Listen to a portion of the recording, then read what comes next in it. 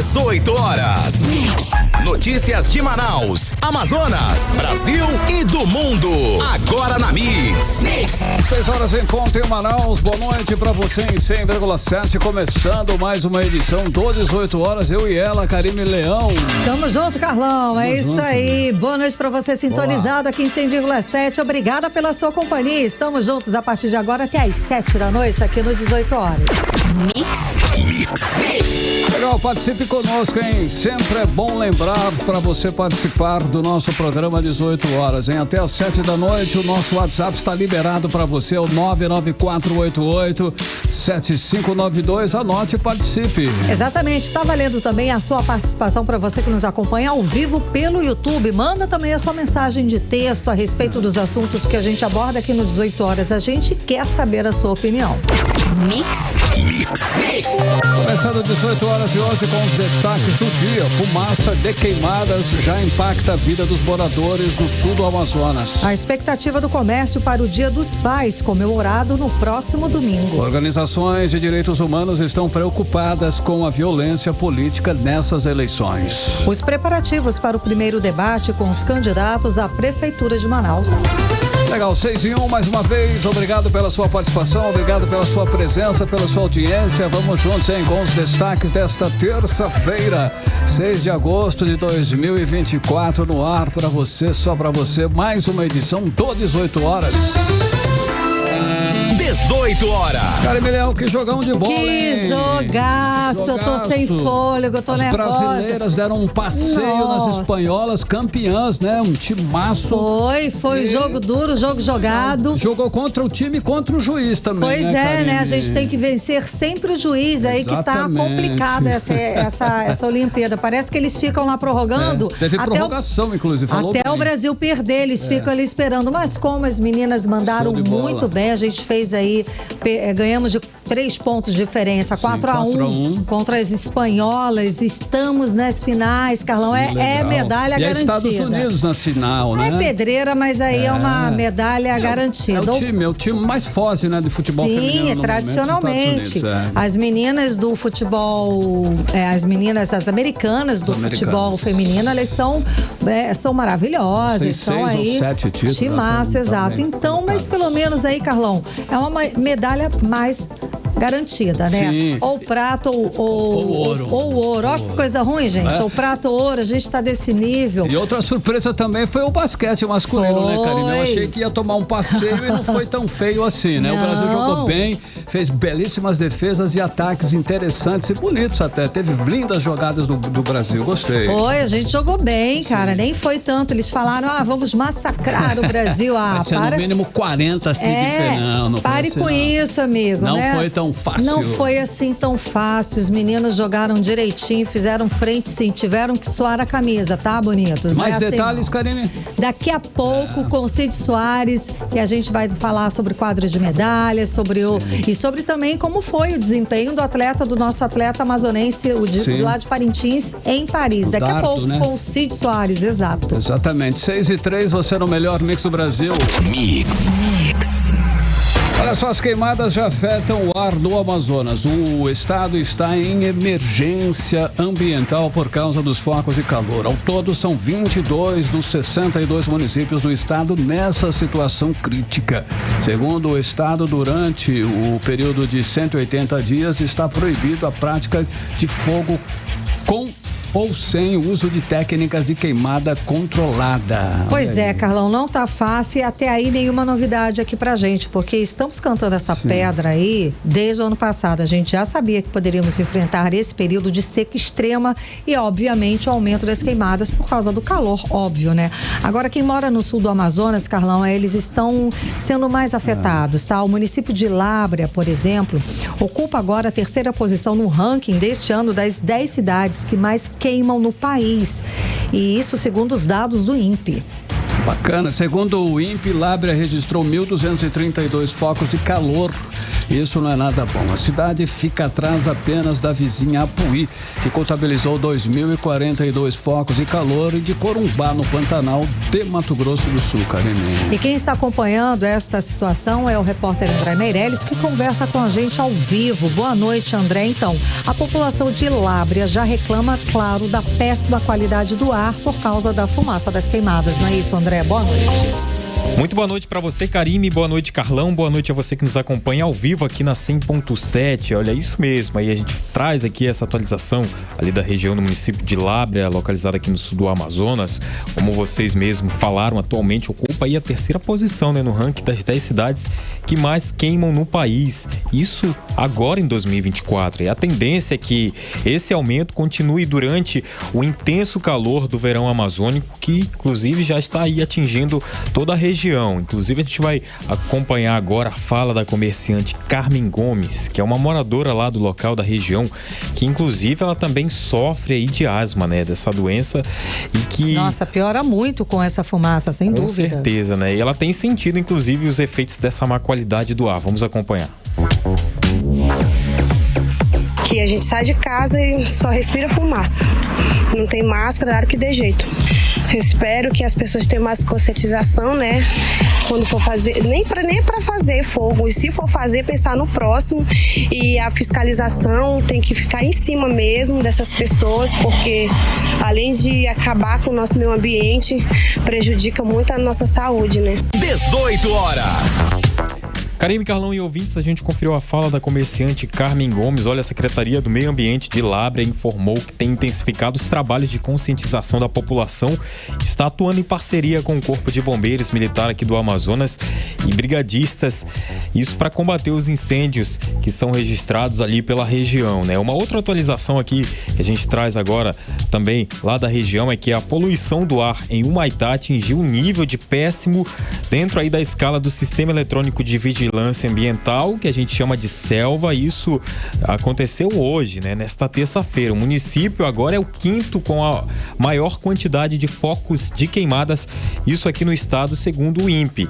Os moradores do município acordaram com a qualidade do ar preocupante e potencialmente aí prejudicial à saúde, né? O monitoramento de estações reais do aplicativo SELVA indicou que o nível de poluição por partículas respiráveis, isso causados pela fumaça, atingiu o patamar de 212,7. Isso significa aí que 52,7 acima do qualificado como péssimo, né? Então a situação está bem difícil por lá. Caramba, já chegou nesse nível, né? Nesse nível, né? O Humaitá aí registrou 334 focos de queimadas no intervalo de tempo entre o dia 1º de julho e hoje, né? 6 de agosto. E dentre toda essa situação de queimada, a gente tem também a estiagem El Niño e também a Laninha, né? Olha só, além das queimadas, a gente também tem essa situação da Laninha, que a Laninha, previsto aí para o 2º semestre, deve ser de fraca intensidade, incapaz de causar chuvas relevantes aqui na região da Amazônia.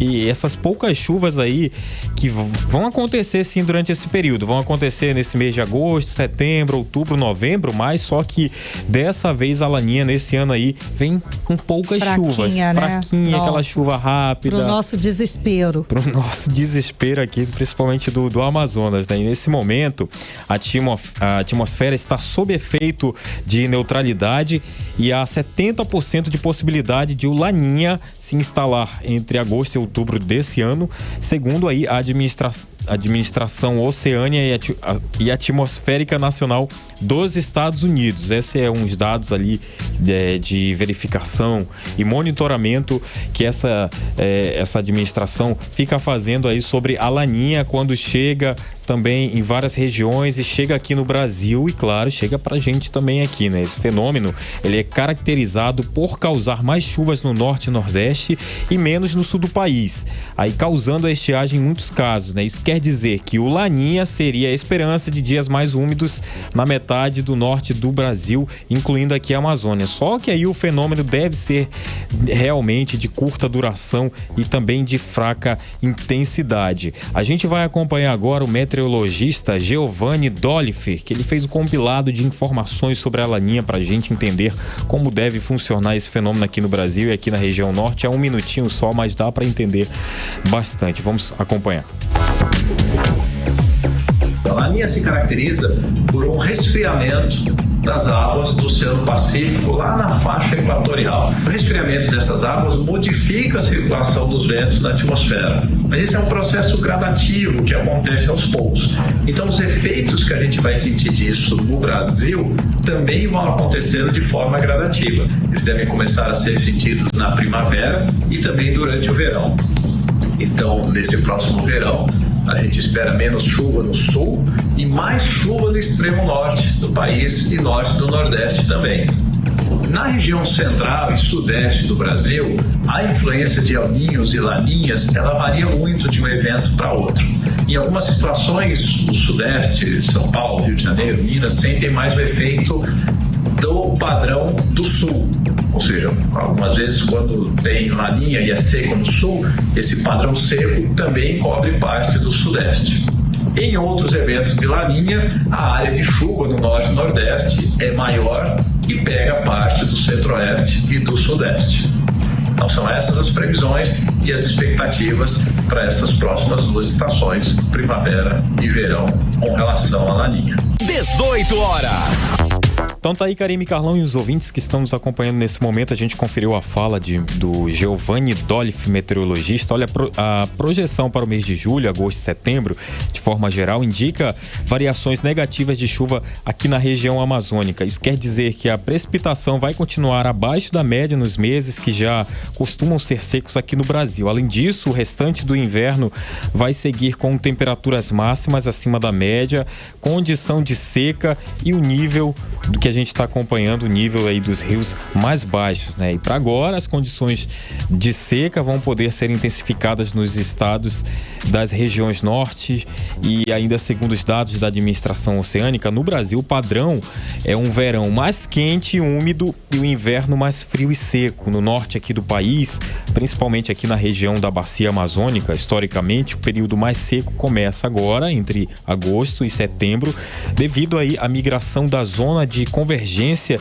intertropical, que é uma área que circunda todo o planeta na região equatorial, responsável pelo fluxo de uma grande quantidade de umidade, né? Que isso significa dizer aí que a região, claro, a região amazônica, principalmente aqui a região norte e também o Amazonas, vai ser aí a região que mais vai sofrer o impacto aí dessa seca e desse calor extremo que, como o meteorologista falou, né? E pouca chuva, né? Como o meteorologista falou, que esse calor que a gente sente aqui não é só também aqui na região norte, mas em todo o mundo, né? Por conta aí de todos os efeitos, é lógico, da mudança climática no mundo inteiro, né? André Meirelles, obrigada pelas informações, boa noite.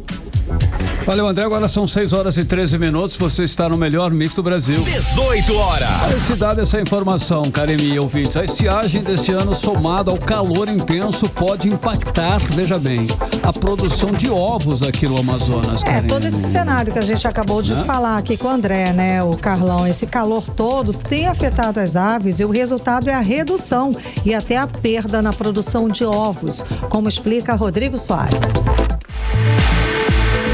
A estiagem severa pode impactar a produção de ovos no Amazonas. De acordo com o Instituto de Desenvolvimento Agropecuário e Florestal Sustentável do Estado do Amazonas, a atividade é muito afetada pelas temperaturas elevadas, resultando em perdas na redução da produção de ovos. As aves tendem a reduzir o consumo de comida durante a estação. Por causa disso, o processo digestivo gera calor interno e afeta a reprodução dos ovos.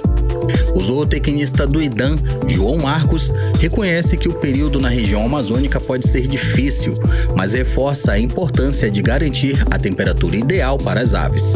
Tendo em vista a forte estiagem que se aproxima para esse ano de 2024, né, a gente sabe que ela influencia muito na produção tanto do frango de corte quanto da galinha de postura, e a gente precisa adotar técnicas de manejo que sejam eficientes para amenizar esses impactos que ocasionam-se na avicultura, né, ou seja, diminuir as perdas e manter a produção nesse período crítico do ano. Então, para o período de estiagem, a gente precisa que a ave mantenha o consumo, porque ela tende a diminuir esse consumo no período mais quente. Com as temperaturas mais altas, os animais podem perder peso e muitos até não resistem.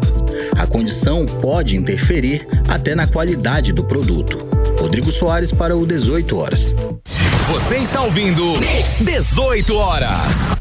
Agora em Manaus, 6 horas e 15 minutos. Chegou a hora da gente falar dos bastidores da política local, né, Carlão? Chegou a hora, Carimilhão, com Cíntia Blink. Cíntia já está aqui com a gente. Cíntia, boa noite, Cíntia. Então, menina, que confusão foi ontem à noite lá em Quari. Tiro, bomba, correria, puxão de cabelo. Nossa, menina, foi muita confusão lá. Daí o Pinheiro, ele foi vítima de um atentado mesmo. Explica pra gente o que aconteceu, Cíntia. Boa noite. Boa noite, Karime. Boa noite, Carlão e todo mundo que tá com a gente na 100.7. A gente pode dizer que sim, ele foi vítima de um atentado, apesar de que não teve toda a gravidade que se teve informação inicialmente. O que acontece? Ontem foi dia 5 de agosto, o último dia para fazer convenção partidária. A convenção, ela é uma assembleia em que você faz uma reunião, tem uma ata, tem que o pessoal assinar e tudo mais. É um ato que precisa acontecer para que você seja candidato. E faz-se, né, ali a festa, a gente está acostumado a ver dessa forma, com multidão, ficam disputando quem colocou mais gente, não sei o quê. É necessário isso? Não. Mas é um bom momento para se promover ali também. Então, essa parte burocrática, ela tem que existir, a ata tem que acontecer e tinha prazo. Então, isso tudo aconteceu ontem à noite, por volta assim das 20 horas. Adail Pinheiro mesmo, tá, gente? Não é o deputado, não, é o pai. Aquele que já foi preso e agora não tá mais preso. Agora ele está candidato para prefeito de Quari. De novo, né? Exatamente. Aí a gente tem uma dinastia, né? Sim. Inclusive o vice dele é o filho dele. 40 anos já, eu acho. Caramba. É outro filho dele, não é nenhum que a gente já conhece. Sim. Mas tá lá em Brasília. O que acontece? Tava tendo evento que reuniu 30 mil pessoas, lotadíssimo. Só pra gente ter uma ideia do quanto a gente tá falando de grande, Quari tem uma população de mais ou menos 90 mil pessoas. 30 tava ali. Metade, quase. O Roberto Cidade disse que colocou na Arena da Amazônia 30 mil, mas a gente tem uma capital com mais de 2 milhões. Então, você tá entendendo da proporção do negócio? Nada. Exatamente. Então, essas pessoas estavam ali. Teve gente correndo desesperada, dizendo é tiro. Esses vídeos foram parar nas redes sociais imediatamente, né? A primeira informação que eu tive foi de um popular que estava ali. E aí ele falou que tinha gente com arma e tinha barulho de tiro e por isso todo mundo saiu correndo. Teve até a informação de que teve gente atingida pelo tiro, que não seria o Adail, mas depois outras informações oficiais vieram, né? E demorou pra vir, viu? Porque a primeira informação que eu tive mais segura, de uma fonte mais segura, ela veio da polícia, mas não era ali uma assessoria, mas informou que é o seguinte: uma pessoa estava com uma arma falsa, que chama simulacro, né? E que teve disparo de tiro de... Não é tiro, é fogo catolé. De artifício. Catolé, bombinha, tá. Que imita muito bem. Sim, o tiro, tem e você vê a imagem de uma arma, você sai correndo. Claro. Teve briga e tudo mais. E aí, essas pessoas que saíram correndo, a gente tá falando de uma multidão que está correndo ali. Teve 40 feridos, mas de acordo com que a Censa, né, a Secretaria Municipal ali de Quari, informou de saúde, teve 40 atendimentos, mas todos foram ferimentos leves. Deve ter sido pela confusão do tumulto de fugir, né? Da fuga, né? Não teve nenhum ferimento grave, ninguém estava passando por cirurgia. Ou seja, não teve disparo nenhum e ninguém foi pisoteado, como se falou inicialmente. Mas o pisoteado poderia super ter acontecido pela proporção e pela confusão. Eu vi a imagem, gente, impressionante. E aí, a pergunta que ficou foi: por que isso aconteceu, né? Isso atrapalharia Adail ser candidato? Porque ele tem o prazo para cumprir, apesar de toda a confusão, dia 5 é dia 5 para todo mundo. E aí, o que eles informaram foi: não, olha só, toda a parte da ata, as assinaturas que precisava, tudo que tinha que ser feito, foi feito. E ainda assim, eles teriam até o dia seguinte para assinar. A convenção teria que acontecer dia 5 até 23h59, mas para assinar poderia ser até no dia seguinte. E toda essa parte estava feita, tudo foi... Ele não chegou a apresentar o vice na convenção, na festa, mas para os partidários, e aí pode ser uma coisa menor, né? Ele fez aí todo o ato que deveria. Então, Adail é candidato normalmente, vai participa de qualquer forma, mas aconteceu tudo isso. E assim, Quari, nesse primeiro momento, né, veio essa informação de que foi tiro e acertou uma criança e não sei o que. Essas coisas a gente vai apurando ali na mesma hora que vai acontecendo, só que Quari tem um histórico de realmente ter convenção que já teve tiro e que não foi uma informação desencontrada. Já houve esse histórico, então a gente para ver... Com mais cuidado, né? Porque claro. Como já aconteceu... Tem histórico. Tem. Mas dessa vez foi mais um susto. Assim, de fato dá pra chamar de atentado, porque rolou ali toda essa situação, mas não teve nenhum disparo. Não foi tão grave quanto se imaginava inicialmente. Karime Carlão. Beleza. Cíntia, já que a Sádia, né, a Sádia Frache não foi, né, escolhida para ser a vice, ela retornou ao cargo de secretária? Exatamente. Hoje mesmo anunciaram aí Sádia Frache. Vamos lembrar dela.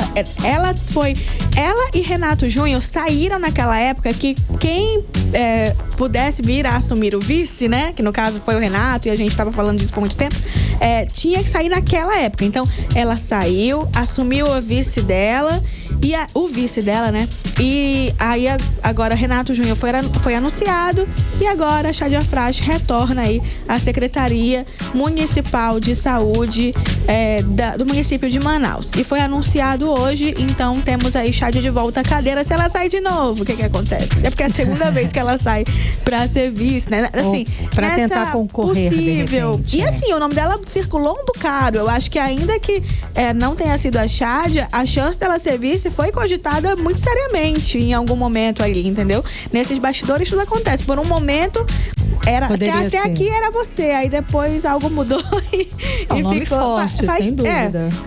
Deu um trabalhinho ali, né? Tá certo. Mas ela retornou ao cargo de secretária.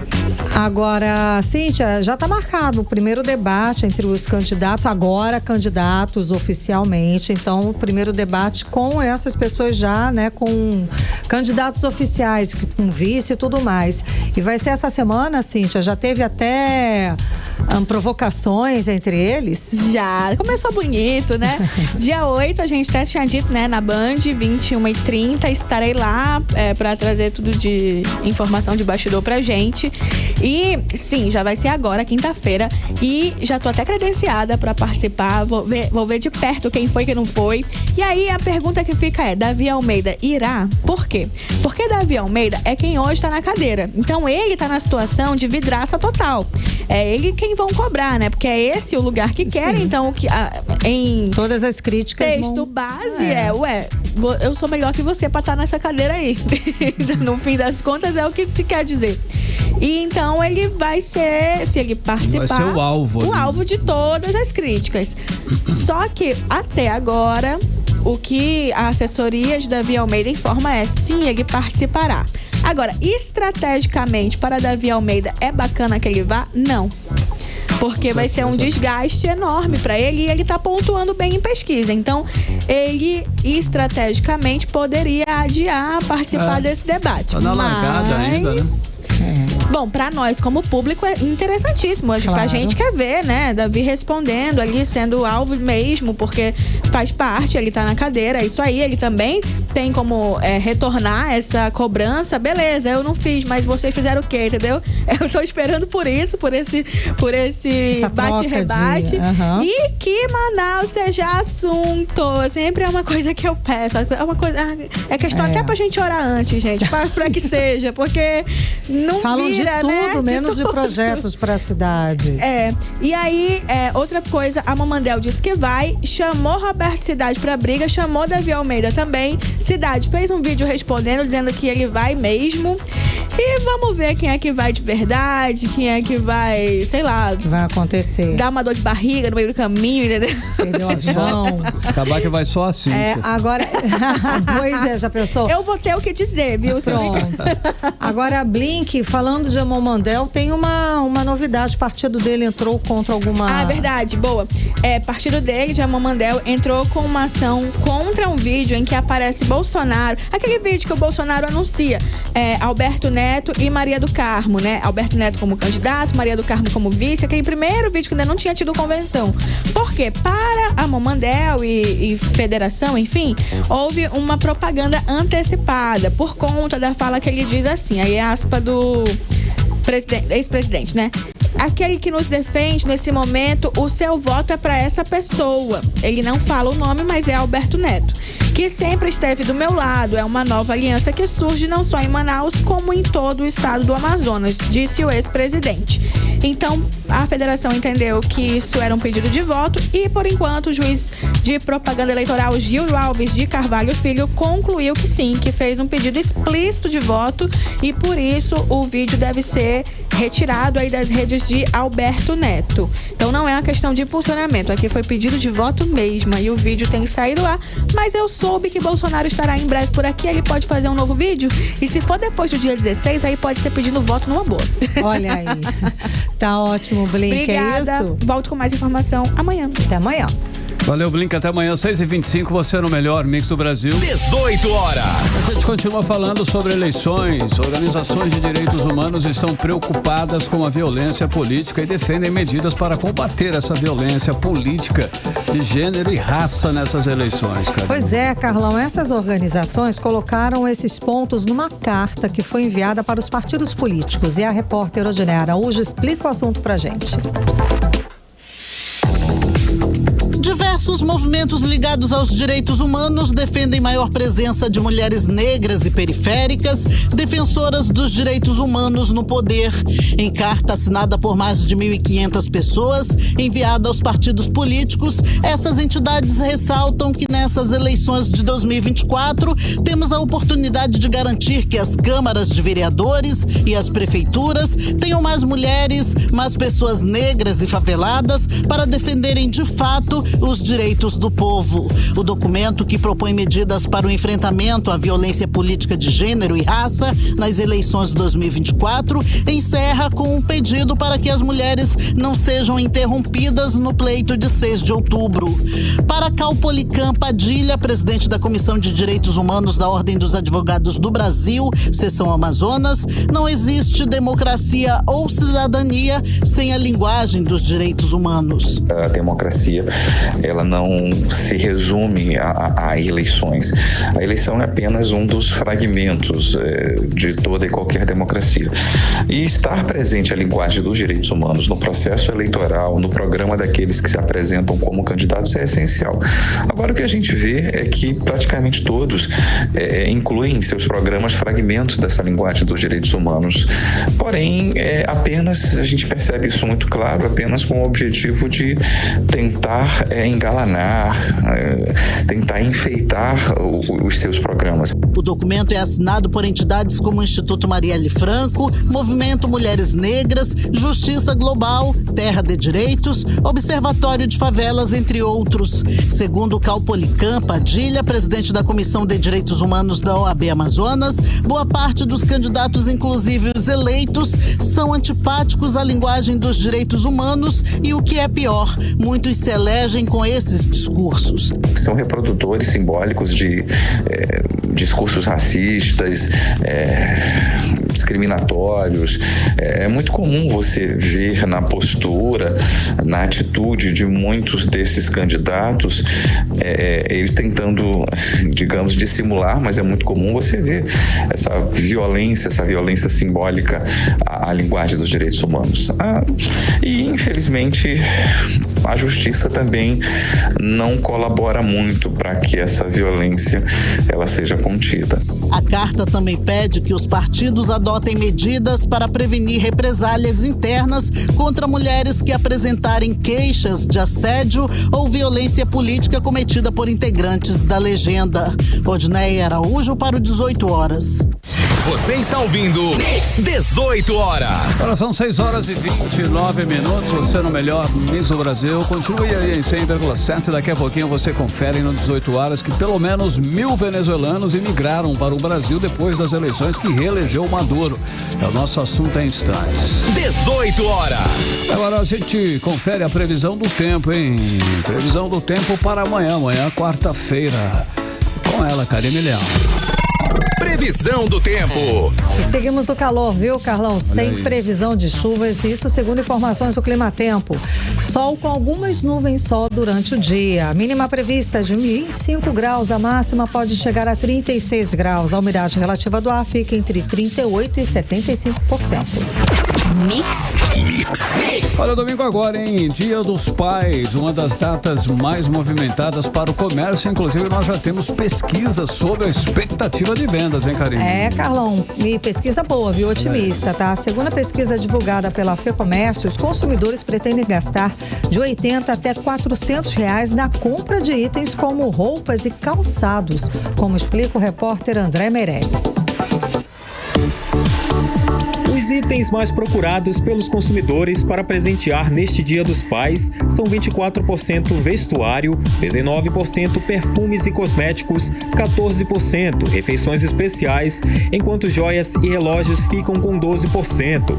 O levantamento é do Instituto FEComércio de Pesquisas Empresariais do Amazonas, realizado entre os dias 12 e 13 de junho, com 1.119 consumidores do comércio varejista de Manaus. O presidente da FEComércio no Amazonas, Aderson Frota, explica como os entrevistados planejam gastar com presentes para os pais. E essas 1.119 pessoas, 95% disseram que vão presentear os seus pais. 41% disse que vão gastar até R$150.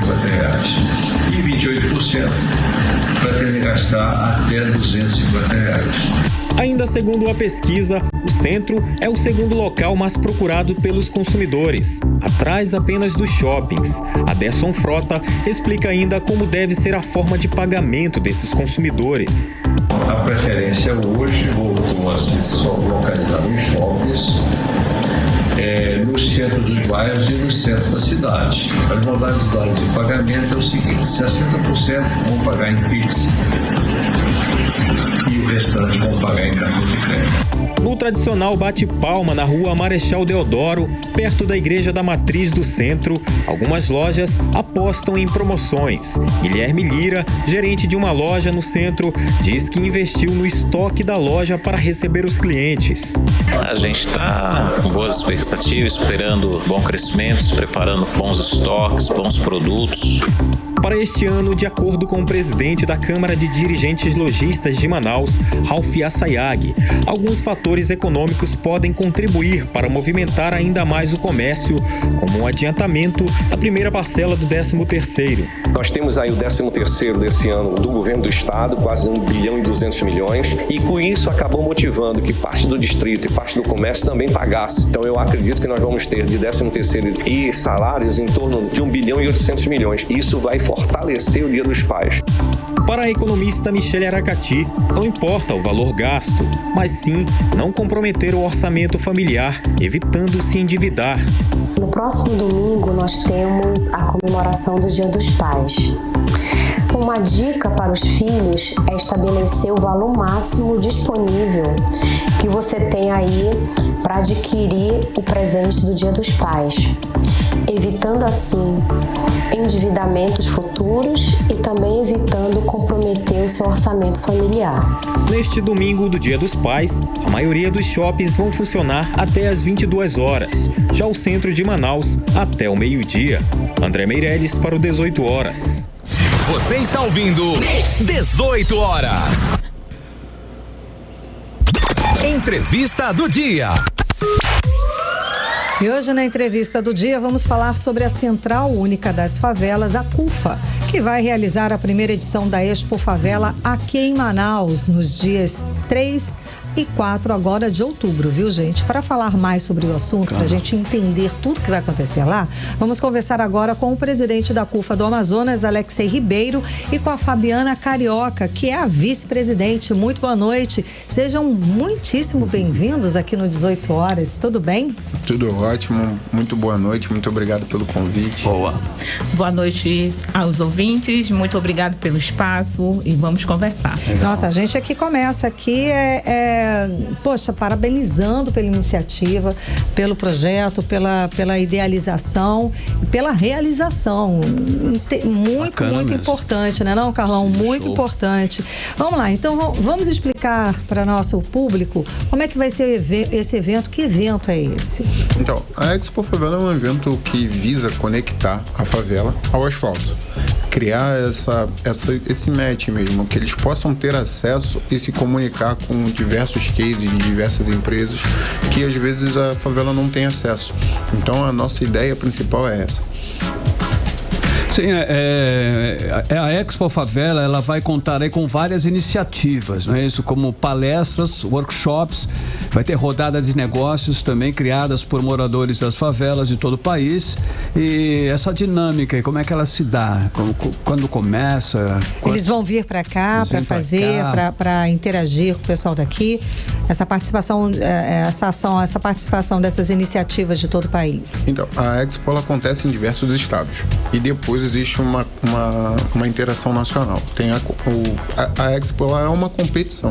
Então, os empreendedores eles estarão expondo seus produtos e suas ideias e estarão competindo entre si, onde os 10 mais vão para São Paulo para a Expo Nacional.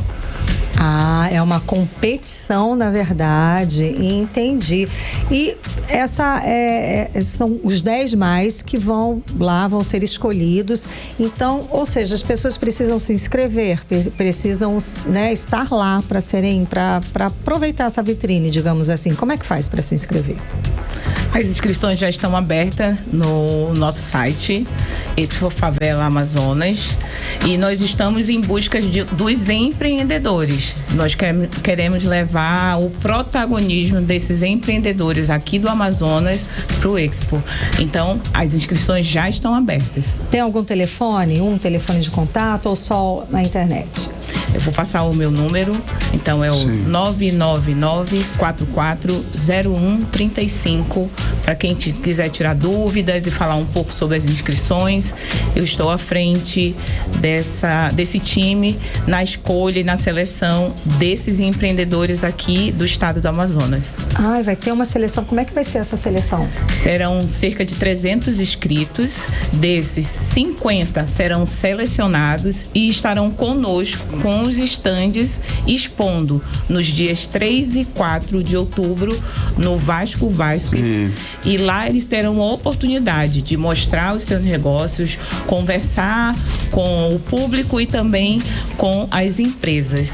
E durante esses 2 dias terão 2 bancas de jurados.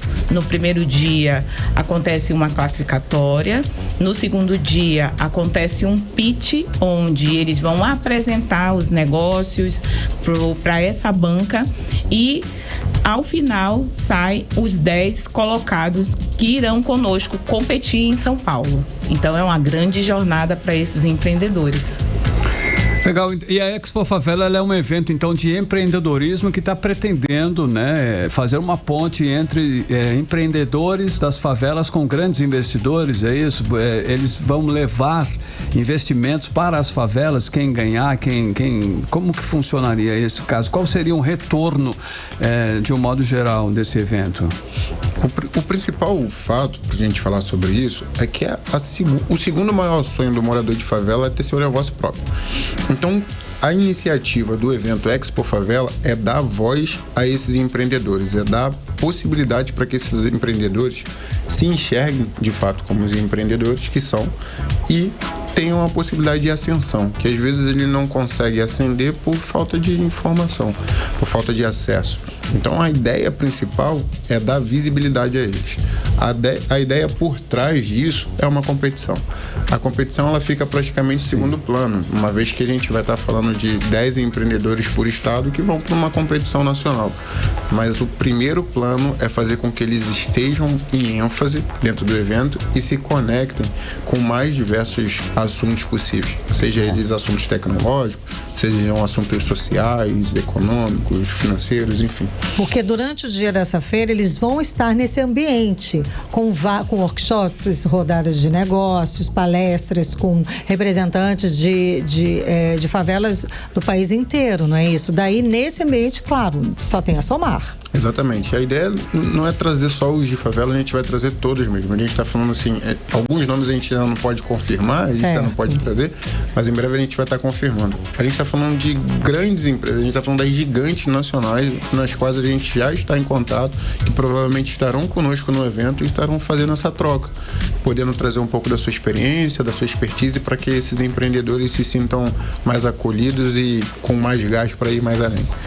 Legal, aqui em Manaus já está tudo certo já para a realização do evento, já está tudo encaminhado, já tem as empresas, os objetivos já foram alcançados. Como está essa situação? Nós estamos nessa fase de planejamento, certo, mas com toda certeza acontece nos dias 3 e 4 de outubro. Os painéis do cronograma já está sendo formado e eu queria ressaltar, e é bem importante para os empreendedores, nesse período antes do Expo Favela e quando saírem os 50 classificados, esses empreendedores vão passar por uma grande jornada de empreendedorismo. Eles vão estar ali com o nosso time do Favela Hold, fazendo uma capacitação. Porque o que ocorre? Muitas das vezes, o empreendedor da favela tem uma grande ideia, mas não sabe como comercializar, como monetizar, como transformar essa ideia em um grande negócio. Então, eles vão estar conosco desenvolvendo essa jornada. Então, eu faço aí um convite para os empreendedores aqui do estado do Amazonas que façam a sua inscrição e entrem em contato conosco para fazer essa participação aí no primeiro Expo Favela Innovation Amazonas. Repete seu telefone. 999-440135. 0135. Beleza. Agora, com a experiência de vocês, qual é o maior desafio, obstáculo que o morador de comunidade, das favelas enfrentam?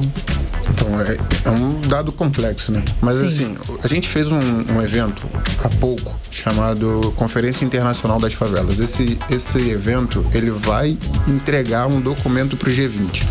A partir desse documento serão pautadas políticas públicas para as favelas do mundo todo. Porque já foi identificado que existem favelas no mundo todo, essa é a verdade. E, inclusive, a CUFA hoje está em 41 países. Então, a gente não está falando isso da nossa cabeça. A gente está, de fato, atuando em diversos países sobre essa questão.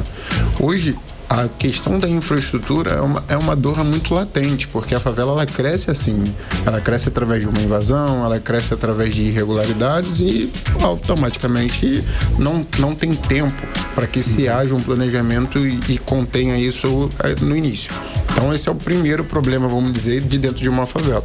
E todos os outros problemas ele vem em conjunto, a questão da segurança pública vem em conjunto, a questão do acesso à saúde, a questão do acesso à educação. Sim. De todos, se eu falar o que eu acho que é mais latente, com certeza seria a educação. Porque sem a educação a gente não vai a lugar nenhum. Sem dúvida. Realmente. Sem dúvida. Conclui.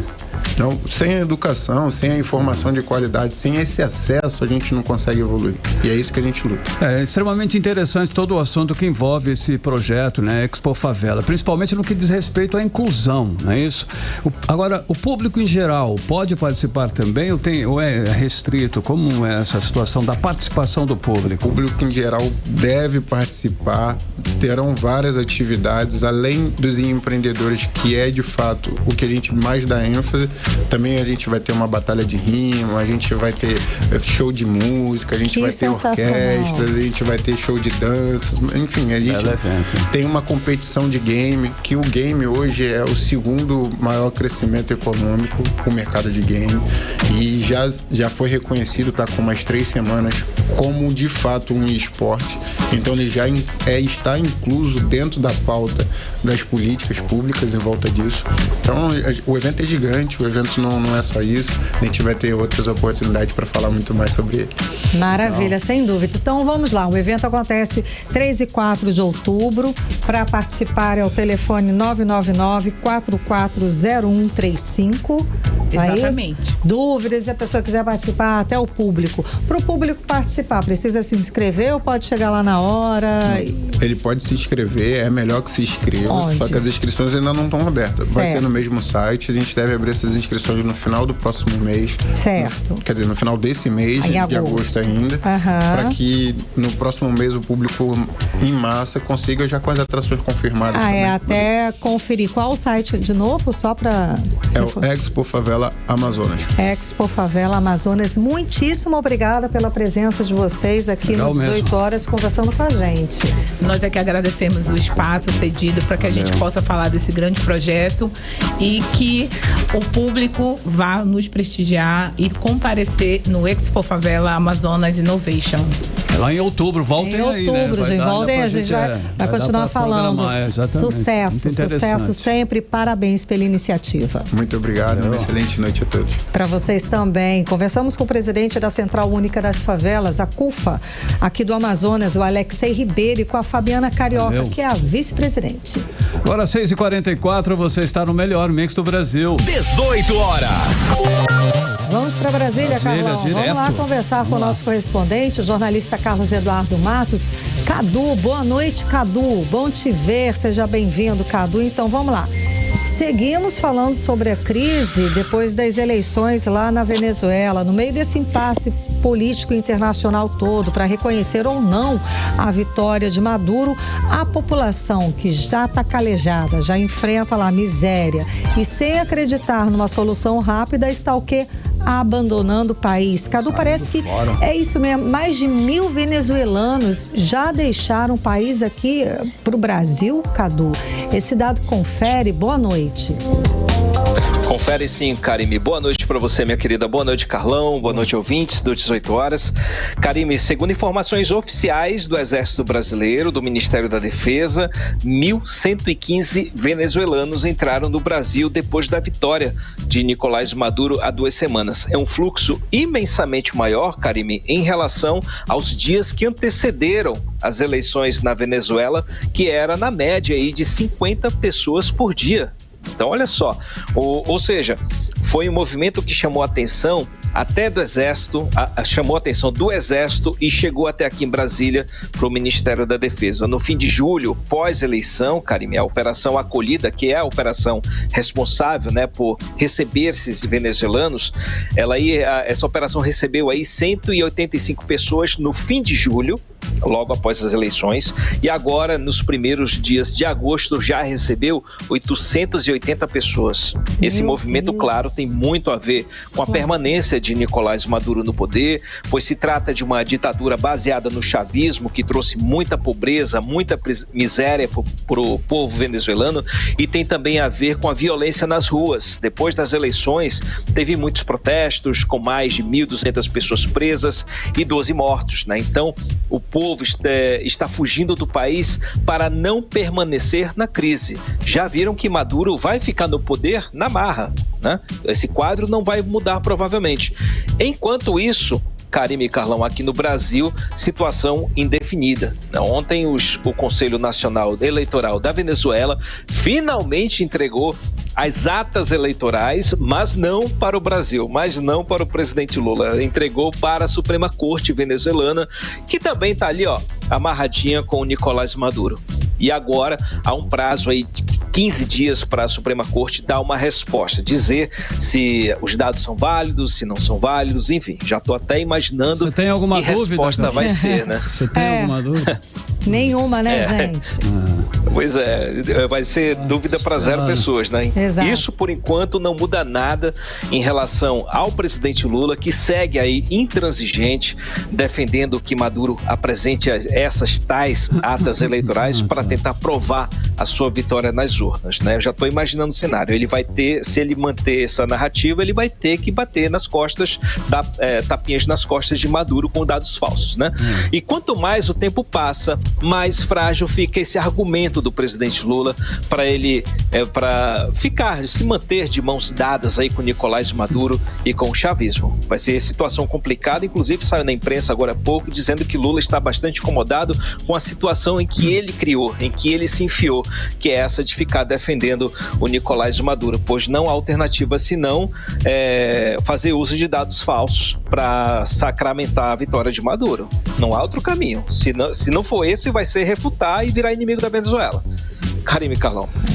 Cadu, hoje, olha só, ganhou nas redes sociais a informação, né, que nossos medalhistas olímpicos vão precisar pagar imposto, né? Ficamos sabendo, eu achei até interessante. Quando voltarem para o Brasil, eles vão ter que, né, rachar o que eles ganharam com o governo brasileiro, a chamada taxa A palavra olímpica. É essa mesmo, rachar. Né? Cadu, essa rachada inclui as medalhas, Cadu? Eles vão ter que dar 2 para cada uma. Vai dividir a medalha? Sei lá qual é.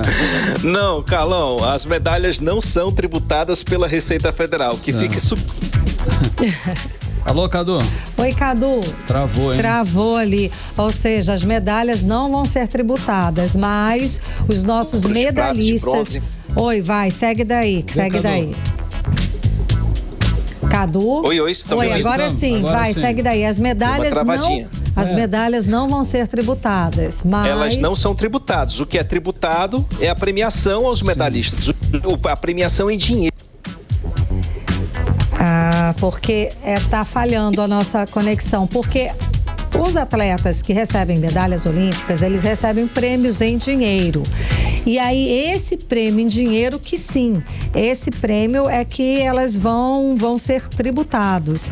Sim. Eu sei, eu estava anotando, Carlão. E é alta essa tributação. É alta, olha, 30, eu estava vendo que a Rebeca Andrade, por exemplo, a nossa medalhista olímpica na ginástica artística, ela ganhou em prêmios mais ou menos aí uns 800 mil reais, 800 e alguma coisa reais só em prêmios. Temos o Cadu já, Karine. E nisso, ela vai ser tributada em 220 mil. É uma bela quantia. Vai ser a taxa aí, vai ficar para o país. Não é isso, Cadu? A gente já voltou? Já conseguimos. Agora por telefone. Estamos com o Cadu na linha. Oi, mas é mais ou menos isso, né, Cadu? A Rebeca Andrade ganhou aí 800 e poucos mil e vai pagar 220 mil para o país. Isso, ela vai receber aí 826 mil e aí vai ficar com ela na mão 599 mil. Poxa. E a Beatriz, a judoca, né, que ganhou medalha de ouro, ela vai receber aí 392 mil e vai ficar para ela, depois da tributação de 27,5%, 285 mil.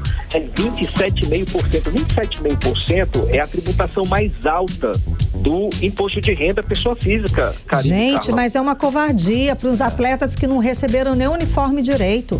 A gente teve atleta que não recebeu uniforme porque eles não fizeram tamanho G para o uniforme feminino.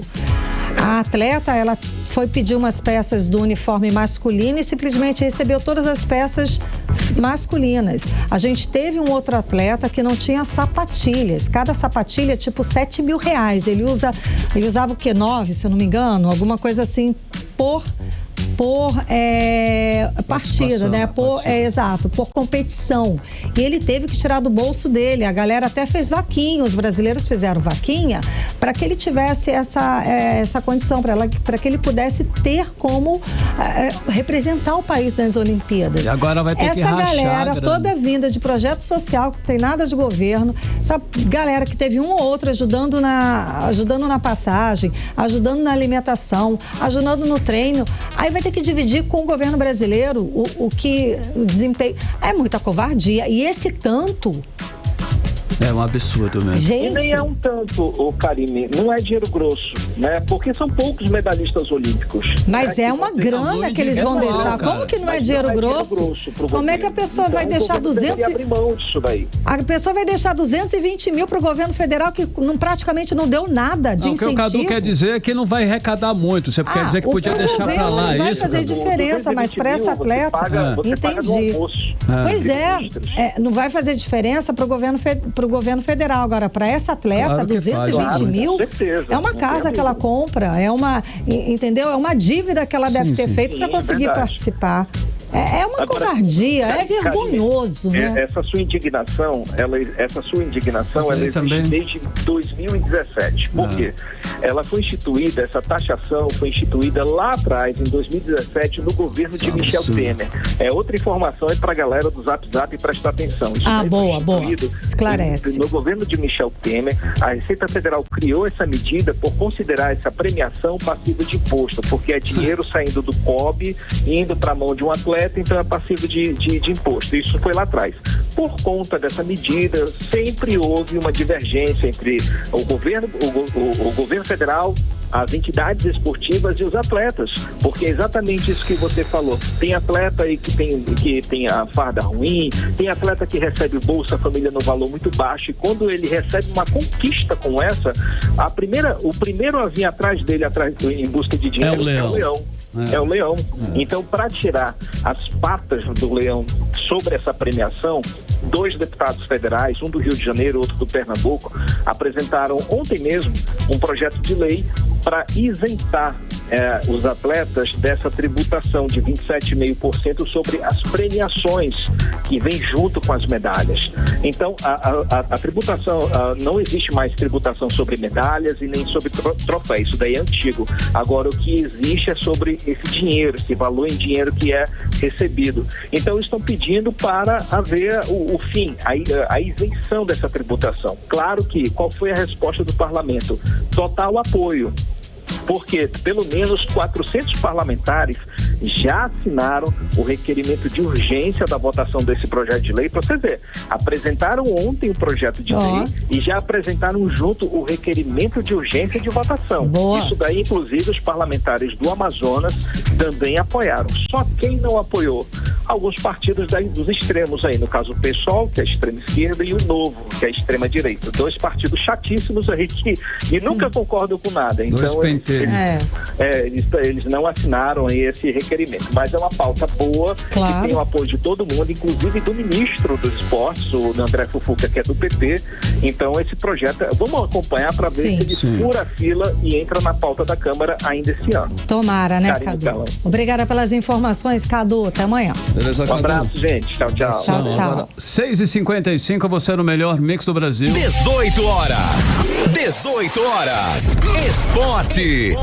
Giro esportivo, Cid Soares. Olha só, o francês Mohamed El Arouche desembarcou esta madrugada no Rio. O francês saiu lá de Lyon e veio direto, hein? Ele vai cair no Botafogo, Cid Soares. É isso aí mesmo? Será que esse é o processo? Então é isso mesmo, é um francês de 20 anos, né? Será reforço do Botafogo em um novo intercâmbio aí da Eagle Football, a empresa multiclubes do John Textor. O El Arouche era visto aí como uma das maiores promessas recentes do Lyon, mas não teve sequência por causa de seguidas lesões e desenvolveu problemas extracampo por falta de jogo. Textor deu a sugestão para que ele reencontrasse tempo de jogo no Brasil e o jogador gostou da ideia. Ninguém foge do Brasil, essa que é a ideia, cara. Portanto, se a aquisição, né, vai valer a pena, depende de uma série de fatores, entre eles a boa recuperação e a colocação do atleta como meia ou segundo volante e pelo lado esquerdo do ataque, onde ele joga muito bem. Então o Vasco, né? O Vasco vai enfrentar hoje o Atlético Goianiense daqui a pouco, 8h45 da noite, em casa, lá no gramado do São Januário, em busca de classificação aí para a próxima fase da Copa do Brasil. E o Brasil, que a gente tem que falar hoje, não é esse, né? O Brasil. Estamos na final, futebol feminina, mandou bem. É ouro, é prata. E nisso, o bom de tudo, estamos em 17º lugar no ranking das medalhas. E a Argentina continua com apenas uma medalha que ela conquistou, que foi aquela única de ouro que ela tem. E ela está em 43º lugar. Exatamente. Bom, o Brasil, nessa final aí do futebol feminino das Olimpíadas, tá com uma atuação aí bem acachapante, né? A seleção brasileira venceu a Espanha por 4-2 na semifinal de hoje. Vai disputar a medalha de ouro contra os Estados Unidos, que venceu a Alemanha na outra semifinal. E na final, o técnico Arthur Elias poderá contar com a volta da Marta, que hoje virou até meme. Sério? Vai, claro. Essa virou até meme, visto. né? Que o pessoal dizendo que não precisou dela pra ganhar, coisa e tal. Bicho, Jogou desfalcado. Marta é Marta, e o Brasil, nos últimos 2 jogos aí, por causa da expulsão dela, ficou realmente desfalcado. O time fica tenso, né? Apesar de que sabiam que tinha que botar pra cima hoje, foi o que fizeram. E olha, o Brasil bem que tentou, agora é a parte ruim da história, né? Está eliminado do torneio de basquete masculino dos Jogos Olímpicos, e a equipe do técnico Alexander Petrovic não foi capaz de parar o Dream Team e acabou perdendo a partida para os Estados Unidos pelo placar de 122-87. Não foi um placar muito largo. Não, jogou bonito. Isso, o Carlão falou, teve jogadas maravilhosas. Exatamente, né? Em partida válida pelas quartas de final da competição. E olha, eu queria falar também que o amazonense Pedro Nunes, lá de Parintins, foi eliminado aí na primeira bateria do lançamento de dardo na manhã dessa terça-feira, né, nas Olimpíadas de Paris. Ele se despede aí da sua primeira Olimpíada na 19ª colocação, ao lançar o dardo a 79 metros e 46 centímetros, melhor marca do atleta na competição. E o Pedro não atingiu a marca mínima necessária de 84 metros para avançar.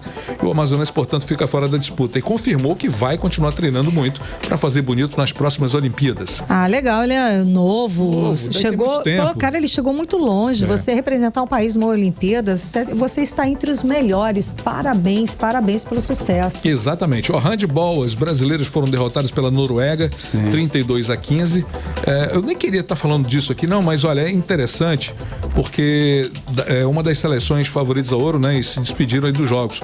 Essa é a 7ª Olimpíada disputada pela seleção do Brasil, que buscava uma medalha inédita. A última foi em Tóquio em 2020 e as leoas foram eliminadas ainda na fase de grupos. Portanto, olha, um assunto também que continua reverberando desde o último sábado, não sei se vocês estão sabendo, é a velocista Femke Bol, né? Foi um destaque dos Jogos Olímpicos aí. Dentro da pista de atletismo do Stade de France, né? A holandesa teve atuação avassaladora quando recebeu o bastão no revezamento 4x400 metros. Misto, na 4ª colocação, ela ultrapassou as rivais da Bélgica, Grã-Bretanha e Estados Unidos e conquistou o ouro da disputa. Foi assim, sensacional. Loucura. Para completar, para completar fora da pista, ela viralizou também por um outro motivo. Ela fez uma fala semelhante a de um personagem de desenho. E os internautas resgataram o vídeo de uma entrevista antiga da atleta e compararam com a voz do Mickey. Então ficou hoje era buchicho internacional. Muito bom. Só para finalizar, a tabela tá assim, ó: Estados Unidos com 24 medalhas de ouro, 31 de prata, 31 de bronze, 86 medalhas. A China com 22 de ouro, 20 de prata e 16 de bronze, com 58. A Austrália com 14 de ouro, 12 de prata e 9 de bronze, 35. França com 13 de ouro, 16 de prata e 19 de bronze, 48 medalhas. Grã-Bretanha com 12 de ouro, 15 de prata e 19 de bronze, 46 no total. E o Brasil, 17º, como você bem colocou, Karine, 2 de ouro, 5 de prata, 6 de bronze. Vamos ganhar mais. E passou a China, né? Os Estados Unidos, né? A China estava liderando, os Estados Unidos passou aí. Vamos em frente, vamos em frente. Obrigada, Cid. Mix. Seguimos direto para o Editorial 18 horas. Editorial 18 horas. Olha, mais um complicador para as difíceis condições climáticas na Amazônia para este ano. A Administração Oceânica e Atmosférica Nacional dos Estados Unidos prevê que as chuvas trazidas pelo Laninha serão fracas até novembro. Ou seja, o fenômeno El Niño, que traz tempo mais seco, sai de cena, mas o Laninha, que deveria trazer mais chuvas, vai começar devagar na nossa região. Normalmente, o fenômeno Laninha é caracterizado por causar mais chuvas no norte e nordeste, menos no sul do Brasil. Isso quer dizer que o Laninha seria a esperança de dias mais úmidos na metade norte do Brasil, incluindo a Amazônia, nos próximos meses. Porém, o fenômeno deve ser de curta duração e fraca intensidade e não vai ajudar tanto a situação de umidade da Amazônia neste ano. Em compensação, se é que se pode dizer assim, de novembro em diante a situação começa a melhorar lentamente com as primeiras chuvas mais encorpadas. E a previsão é de que as chuvas vão fazer o verão no ano que vem ser bem melhor do que foi neste ano sob o efeito do El Niño. 18 horas. 7-2, Karine, boa noite. Boa noite, um beijo, até amanhã. Você ouviu 18 horas. As notícias do Brasil e do mundo. De volta amanhã.